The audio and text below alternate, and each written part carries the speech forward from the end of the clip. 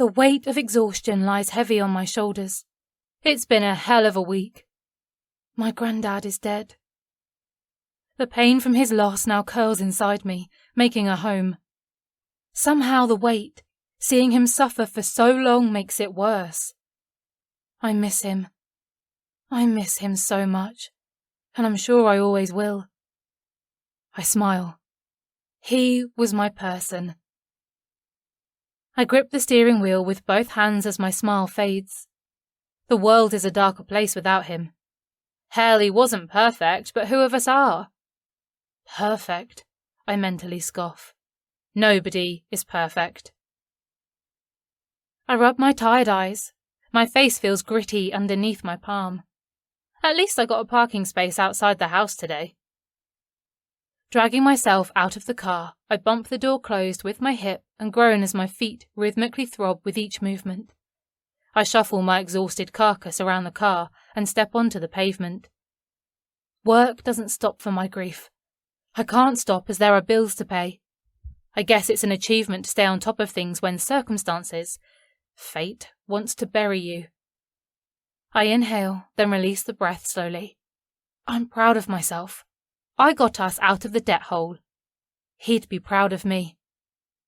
I'm adulting perfectly, Grandad, I say into the wind. The late water bill is paid, £900 gone with a click of a button, and my last 20 quid went on petrol. Soup and noodles for dinner then. Yum. Being grown up sucks. In an exhausted daze, I flick the latch open on the wooden garden gate. The things I still need to do before I get to relax roll through my head. My boots scrape noisily across the path as I trudge towards my front door. I've not got the energy to lift my feet. I take a few seconds to realise that my key isn't opening the front door. I pull it out and stare at it. It doesn't look damaged. I shove it back into the lock, and my hand meets resistance when I attempt to turn it. What the heck?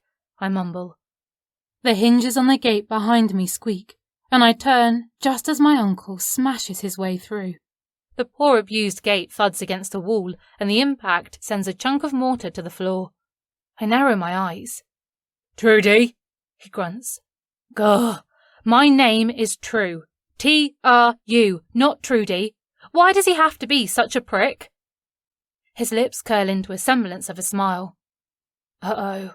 Whenever this man flashes that creepy smile, I know something bad is going to happen. My tummy flips, but I force my face into what I can only hope is an unconcerned mask. He loves nothing more than to rile me up. Looking at him makes my skin crawl.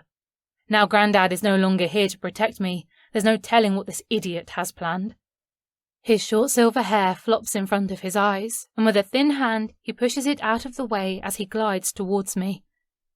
I've worked out what's happened. I tilt my chin and look down at him, at this moment loving my 6-foot height. With growing dread and barely controlled rage, I nod my head back at the door and raise an inquiring eyebrow. Uncle Philip? I say through the gritted teeth of a fake smile. My key isn't working. You changed the locks. This is the man who couldn't be bothered to visit his father when he was ill, when he was dying. This is the man who also couldn't attend or contribute to the cost of his dad's funeral. My hands ball into fists at my sides, and I attempt to curb my temper with a self-restraint that I don't feel. 1, 2, 3. I slowly count in my head as I wrestle with myself. My nostrils flare as I take in a deep, cleansing breath.